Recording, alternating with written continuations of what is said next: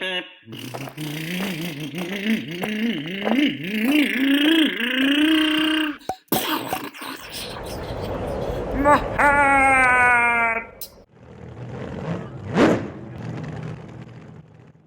this video, I am going to talk about what I believe to be the ultimate LCG for the Traxxas Slash, but first I want to go over these times. So I am actually number 6, so I ended up in 5th place.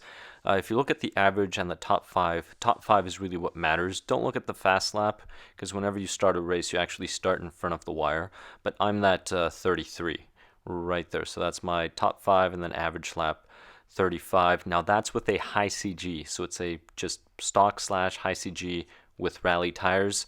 So I have to beat the guys before me. This is one of the races. In the next race that I'm about to show you, I am car 3, so I ended up in 2nd place. So again, fast lap, we can ignore that because we start in front of the wire, so that's probably the fastest lap. So if we look at top 5 average, those are the times I want to beat. Again, I'm number 2, so I'm 29 seconds there. Here I have a front sway bar for this one. So it's the exact same thing as the other truck, except for I have a front sway bar now. Now I'm going to go into some running videos to show you my last test once I did the whole conversion. Let's get started. Rear motor. So with this chassis you can flip the motor either way. So this is what it looks in rear motor setup. So here's the chassis, nice and flat. If I flip it over, you see it looks the same, just like a regular setup. Keep in mind that the other guys are running the regular plastic LCG. Now it's rear motor rally tires front and rear, so these are the test runs. Now toward the end of the video, actually halfway in the video, I'm going to show you how to build this, just a few little minor steps, just the basics really. But here I want to show you the run, so before you even start building or anything, kind of judge and see what's going on. Now sometimes I can make those doubles, sometimes I cannot, but here my lap is going to be a 26.6, so that's that first lap. This lap here, same exact setup. I just keep screwing up some of the lines, so that's one of the things I need to clean up. So that turn was very wide, this one's incredibly wide, and there I actually managed that double, but I can't make the other double. I tried on a previous one and failed, so I took the cleanest laps, to be honest, but this is a 26.9. So if you remember the times in the beginning, the very first one was high CG rally tires, so stock slash rally tires. Now this is stock electronics 12 turn Titan motor, that's what spec slash is. But the time was about 33 for the top 5 average, and then just by adding the front sway bar it brought it down to about 30. Now I'm in the 26s, so this is 26.7. Now I need to do some suspension tuning now. I probably need a new motor, to be honest, but definitely some suspension tuning. You can probably tell from time to time the front end sort of bounces up and down.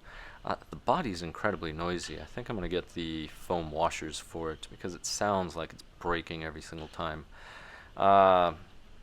But they get nice good traction, so I can put the power down with these tires, and you're going to be surprised once I compare with the pins how good these rallies are. But 26.9, so the consistency's there.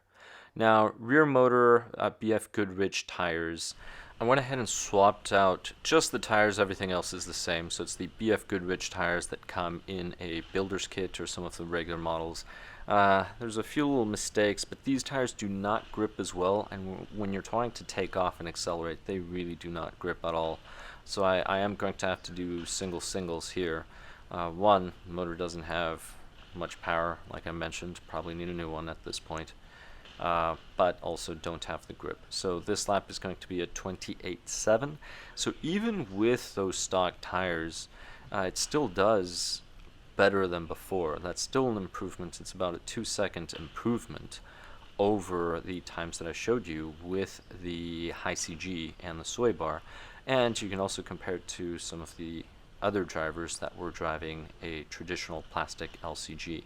I am going to be comparing the weight later on, so that's later on in the video.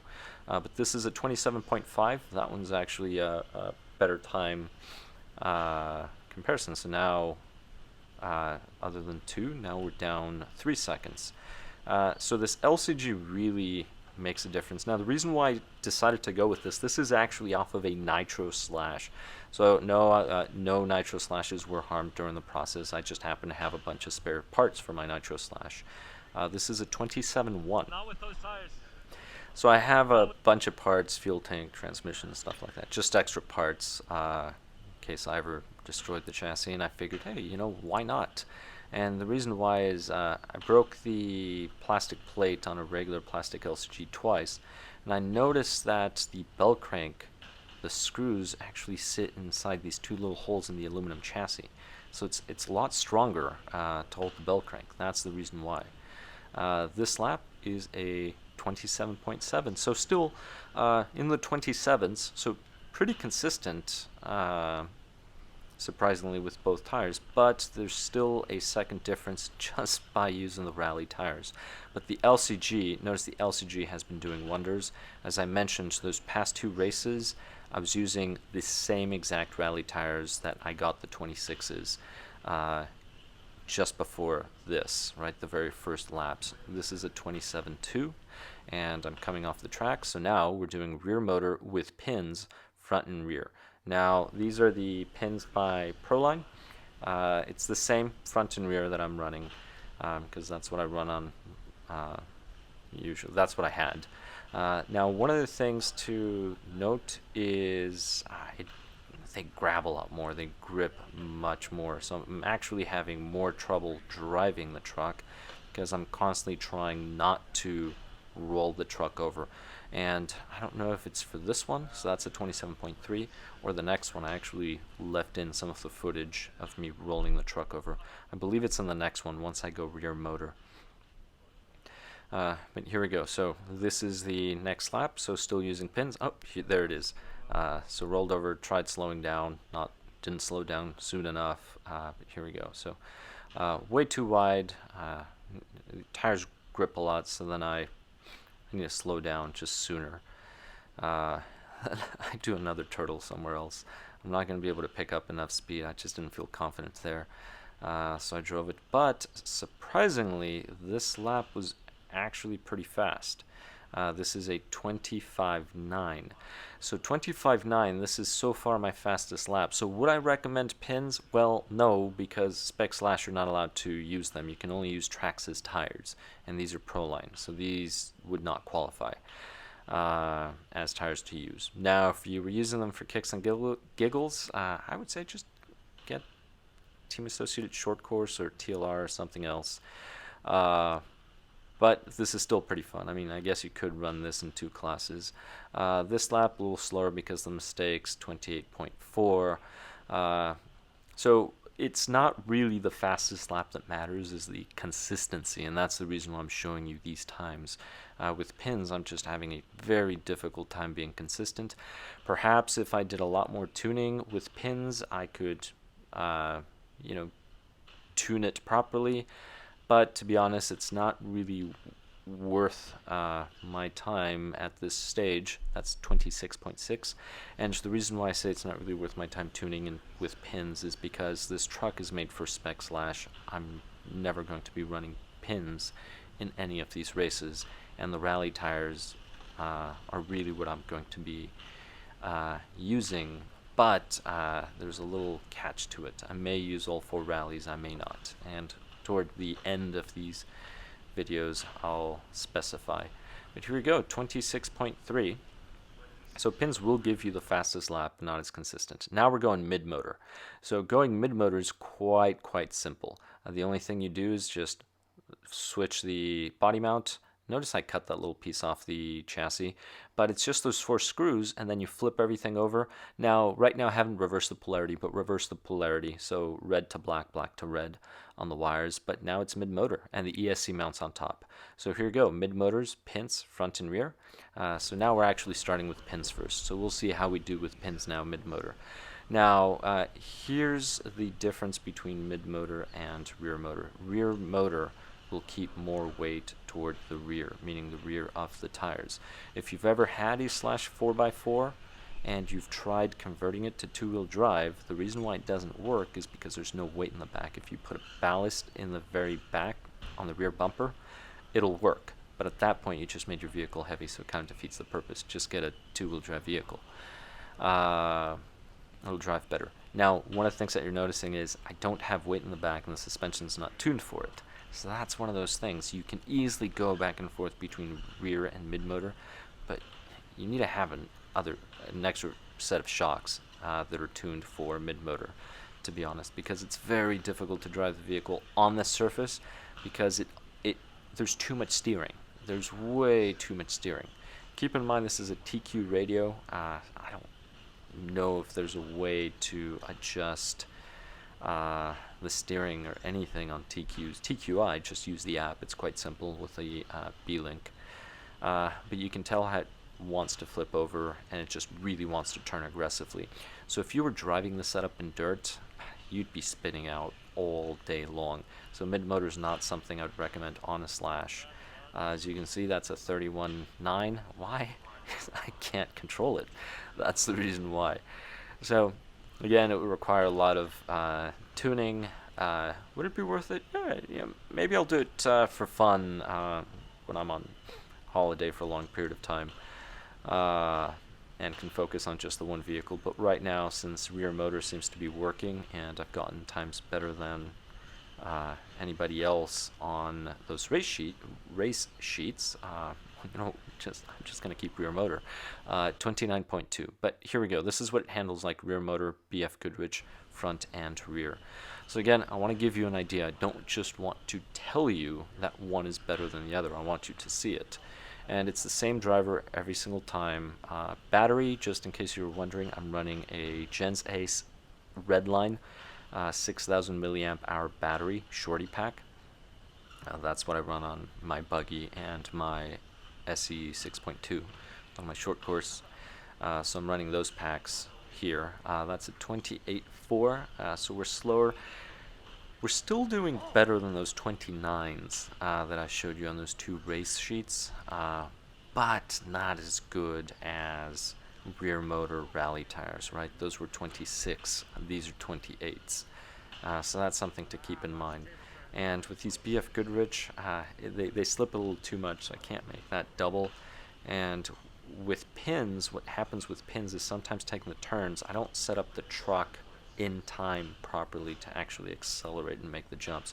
So I end up doing singles and singles as well, versus the rallies are just easier to control.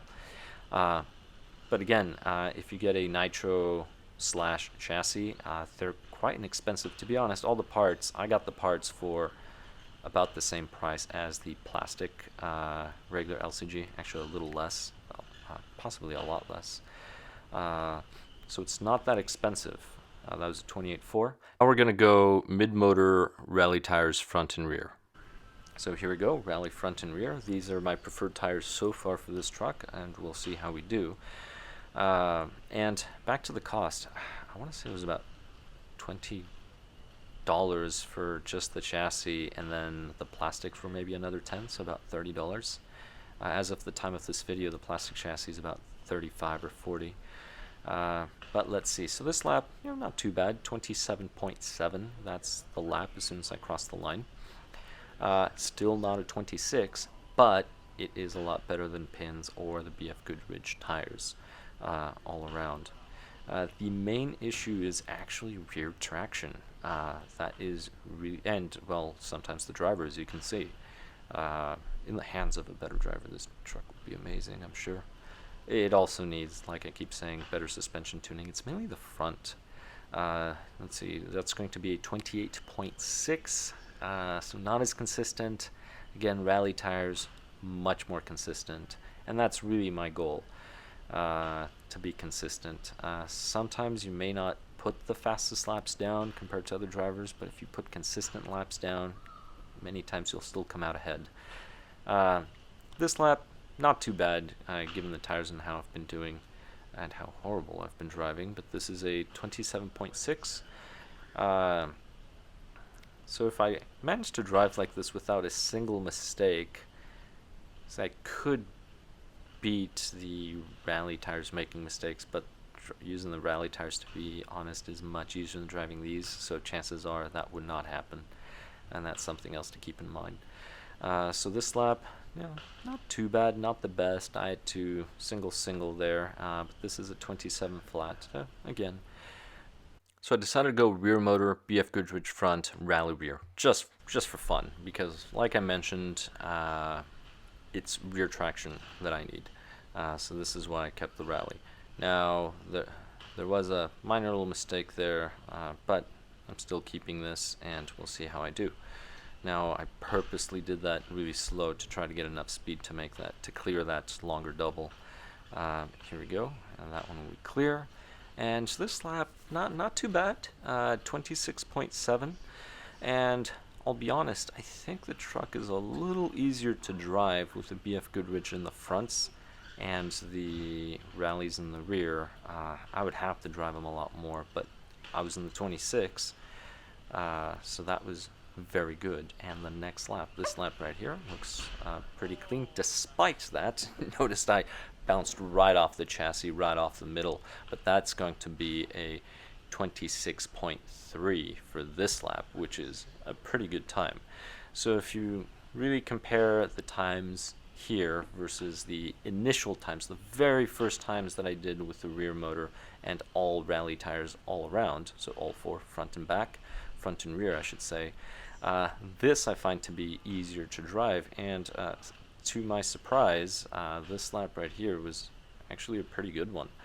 It didn't look that fast, but sometimes slow is fast, so that was a 25.3 for that one. And this is another lap. This lap, not looking too bad. I guess they could be worse. You've seen my driving. But despite those little tiny mistakes, if I just clean that up, get a new motor, well, clean up my driving and get a new motor, I can do a lot better. But this one was actually my fastest lap of the night with this truck with a 25.1, which is a huge difference. Now, something to note too is this truck does have GTR shocks, as you noticed, but they do need tuning. In case you were wondering, the front shocks are the GTR long, and the springs, I believe, are the black springs for the GTR long. The rears are the GTR extra long with the blue springs. That was a 26.6, still not too bad. Now for the basics of the build. So you're going to need a nitro chassis. Now make sure that you wear a respiratory protection, eye protection, and ear protection. You're going to need the plastics. Now you don't need every single component. I want to fit the shorty pack in here. I already have the that section, so I need to trim just enough. The battery does go in, but once I put the Velcro through there, it's going to add to the thickness and the battery won't come out. So that's what I need to trim. And you're going to see how I'm going to run the Velcro. Now, the Velcro, I'm going to make some holes so I can run it underneath, push the battery in, and then just kind of wrap it around. So I need to mark this, and that's what I'm going to mill out. I'm just going to use my Dremel. It's a Dremel 4000. I really like this model. There's some less expensive models and more expensive models. This one, to be honest, works great. Plenty of power, does the work. So this is what I would recommend to use. Now I am going to speed up the video and then talk about everything that I'm doing. Now I am using the PureTech double PSA, and this is the medium size. That's the one that you want for the shorty pack. And I'm just milling out those little sections that the Velcro can go through. Now the masking tape is just so I can slide it and not scratch up the bottom of the chassis. That's the only reason why. So right now I'm just tightening up, actually loosening, removing the little case. That's where the fuel tank would go. So I'm going to cut some holes through there to run the Velcro. So it's going to be on the inside, then it's going to come out through the little holes, those little notches that I'm going to make, and then it's going to wrap up and over to cover the battery. So that's the goal right now, so everything fits in there. And now I can go ahead and just screw everything on after I just mill the bottom bits so that it's not raised. That way this thing is not pushing on the Velcro, or the Velcro is not pushing up on it, I should say. But it's ready to go, and then it just seats. And then after this, see, battery's there, it fits. Everything looks good. I can go ahead and just put the top part, and keep in mind that you don't secure this top part until you have the bell crank everything installed. The bell crank goes in just like it would on a normal Slash, but it's the actual pins or cylinders are actually on the top plate instead of the bottom. So the screws, instead of the screws going from the top on the bell crank, they're going to go in through the bottom. But here we go. So battery velcros in neatly. I just need to trim the excess, and that's it. This is ready to go. I can plug my 2 in there, and this thing's good to go. Receiver. Put a little foam in there, and that's it. I will cut the end off at the end, but let me do some weight. Now, I'm going to take the weights, but keep in mind that for the end product, I actually cut the rear portion of the chassis because I ended up just going rear motor with the stock. But here's the chassis with all of the components it comes with. See, the battery tie, everything, the little skid plates. So all of this would be replaced by the new chassis. So this is 340 grams. Now the plastic option for LCG is actually a little heavier than the stock. But here we go. So everything Velcro, all the screws in there, stainless steel. See how flat and beautiful that looks? This is 316, so 24 grams lighter, which means that if it's 24 grams lighter, it's going to be a little lighter than the other one.